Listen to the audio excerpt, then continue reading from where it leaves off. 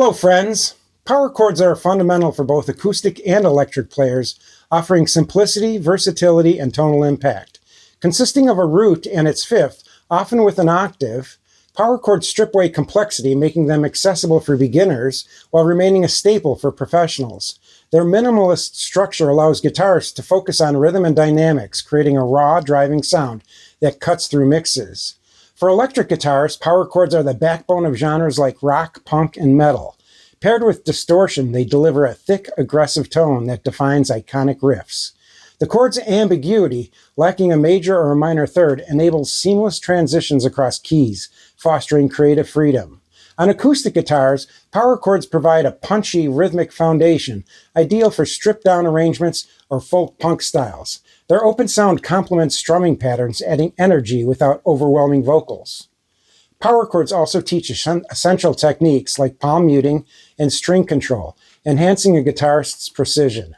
Whether driving an electric anthem or anchoring an acoustic jam, power chords empower players to craft bold, memorable music with minimal complexity. So here we go. We're going to talk about power chords.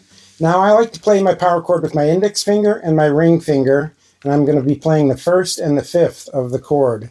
Now, you don't even know what that means because you're just starting guitar, but we'll get into that in a little bit. I've got my index finger on the 5th fret on the E string and my ring finger on the 7th fret of the A string. And the first thing I'm going to do is make sure I press them both down, and my fingers in somewhat of a parallel fashion on the strings, and they're just pushing down on those two strings. At the same time, they're muting all the strings below so they won't play. Muting just means they're cutting off the sound by gently touching on them. So I'm going to squeeze it and then hit the pick, and I'm going to get what's called a power chord sound.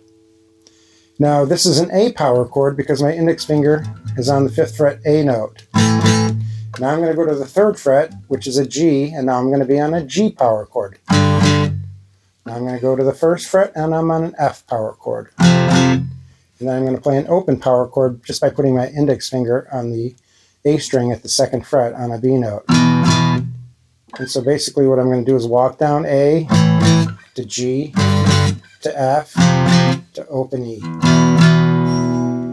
Now I can do the same thing on the 2nd string when I put my index finger on the 5th fret on the A string and then on the 7th fret of the D string, and I have a D power chord. I go down one whole step, which is 2 frets, and now I'm playing a C chord. Another whole step, 2 frets, and I'm at a B flat chord. And then an A chord by just pressing on the D string at the 2nd fret on an E note and playing the open A string. Now we can also go down one more string and play a power chord. This is a G at the 5th fret, a G and a D note, an F, E flat, and then a D. Now these are actually pieces of other chords. The power chord on the low E string is a piece of an E shape. What we initially learn is an F chord when we move up the neck. The power chord on the A string is part of the A chord shape. When we play it like here, we're just taking the first 2 strings. And then the last power chord is part of a D shape, which we're going to play like this. And we're just taking the two middle strings.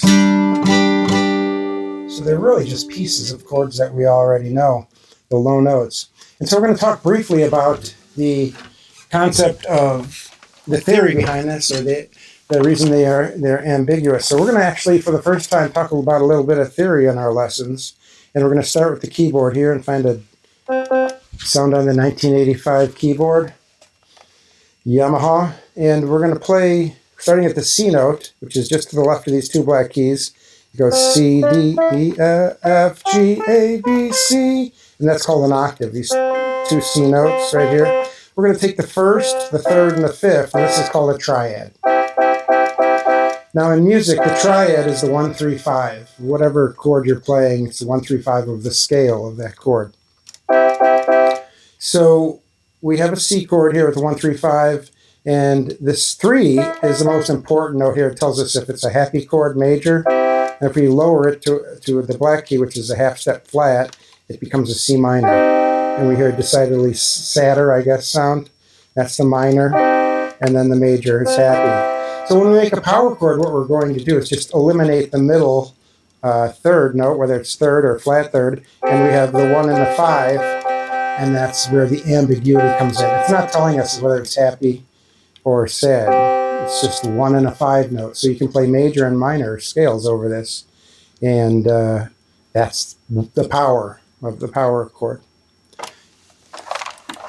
So one more example with power chords. We're going to talk about box rock with power chords. So we're going to play at the 3rd fret and the 5th fret on the 1st and 2nd strings. So what we're going to do is we're going to start at the A on the 5th fret, and then we're going to go down to the G on the 3rd fret, and then we're going to make a box shape. We're going to go right next door to the C power chord on the 2nd string, and then to the D. And we're just going to go 1, 2, 1, 2, 1, 2, 1, 2, A, G, C, D. Or we can work on our right hand a little bit and hit 8th notes by going 1 and 2 and 3 and 4 and 1 and 2 and 3 and 4, 1 and 2 and 3 and 4 and 1 and 2 and 3 and 4. And just by messing around like this on the guitar, you'll start hearing songs that sound like, what song is that? And the box doesn't always have to be one whole step apart. It could be bigger, something like this. If you know what I'm saying. So that's our lesson for today, this morning. And